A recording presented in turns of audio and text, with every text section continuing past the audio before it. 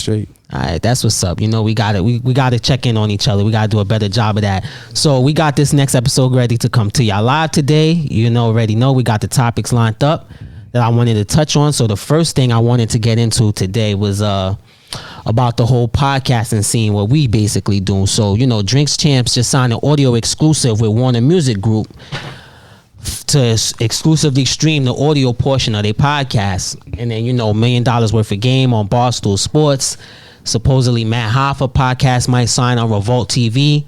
So I wanted to know if y'all think there's a lot of money coming into doing this podcasting thing, or if it's oversaturated, if there's way too many of them. You see what's going on, right? What's that? You see who's taking control of these people. I ain't gonna say the word, but you see, just look deeper into everything.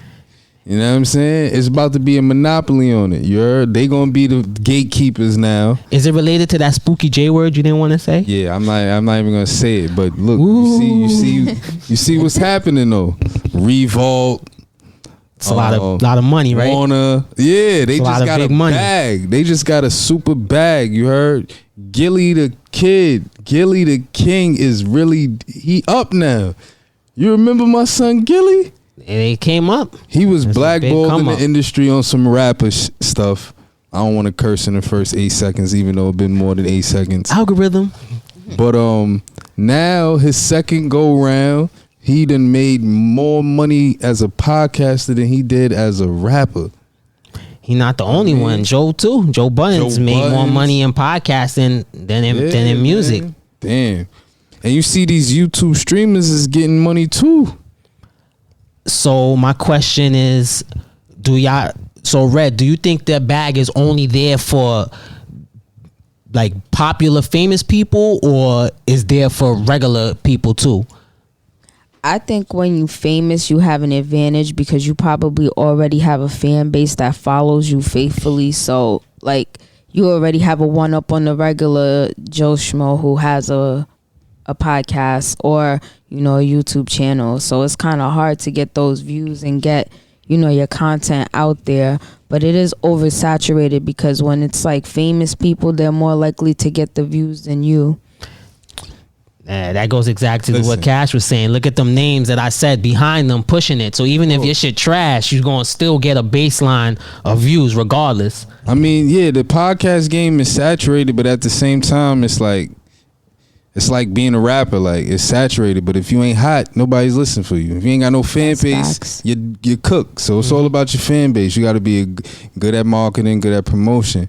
Yeah, that's true. That's important. But as far as like, I'm looking at $1 million worth of game in this Drink Champs deal. Mm-hmm. Yo, they gonna be the gatekeepers, man. You think so? They're the gatekeepers, man. I'm telling you. And you gotta go through them. They in them rooms now. They getting them phone calls. They at the meetings. You got Gilly the Kid and Wallow at Revolt. What's crazy is podcasting, I feel like almost like music is like, it started off as like an indie thing, like cool for, you know, like people to do, like regular folks. Retired rappers doing it. And whatever, and then it went from that into like everybody who's famous and anybody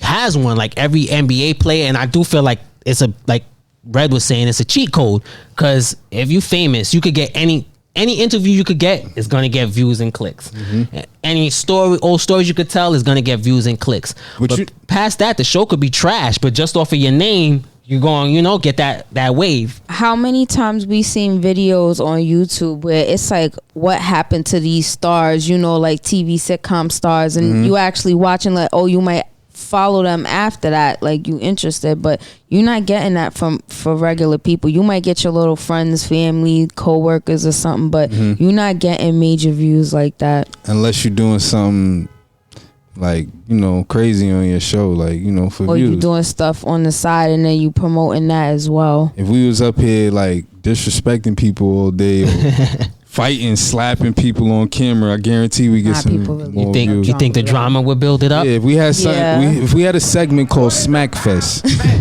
on this show right now, I guarantee we get more views. You heard? Because people just like that. But you know what started this podcasting, right? What's that?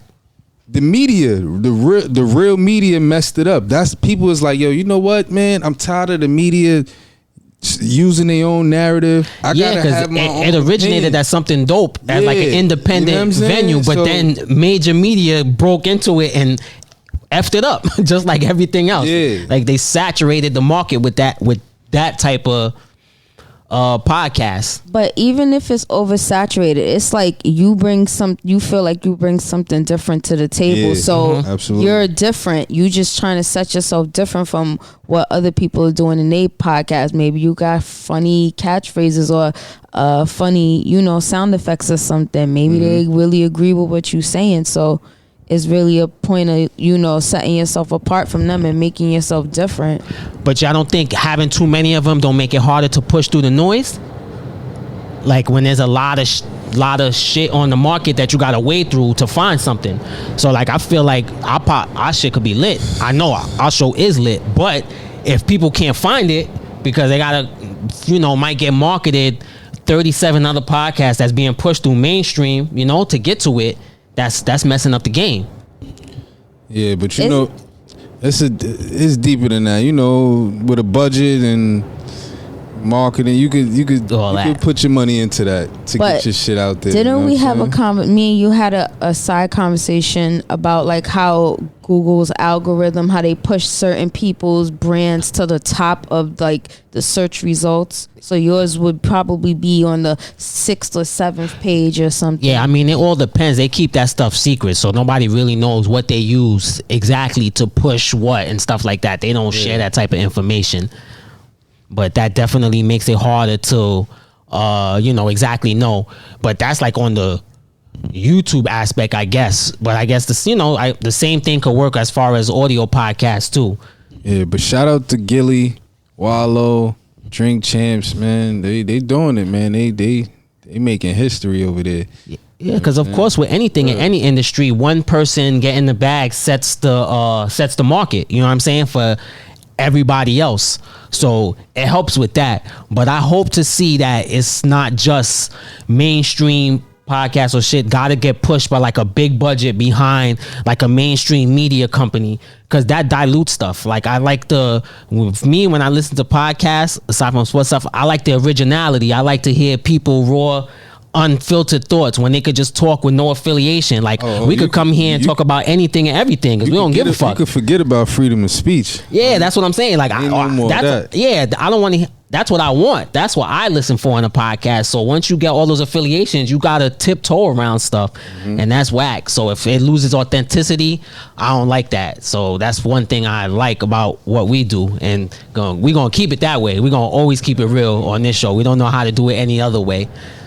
So y'all got any other thoughts on that before we move on? Yeah, just shout out to them, man. Getting that bag, man. I know they the gatekeepers. I know they at the meetings now.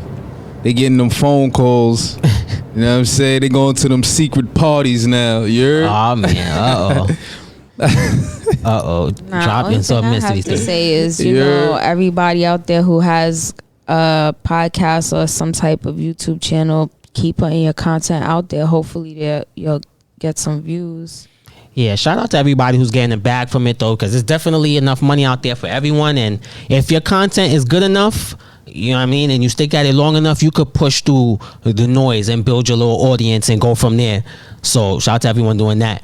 Yeah. But also, it's not for everyone either. If it's trash, you should probably stop, because there's other things you could do too. Like so, like we could push the good content, but if it's bad content, you should probably stop, and somebody should let you know. But that's another topic that we got to do on another day that I want to, but it's too soon, so I don't want to touch on it yet about how you tell people they shit trash. But I'm gonna leave that alone. So the next thing I wanted to get into was Dana White. I don't know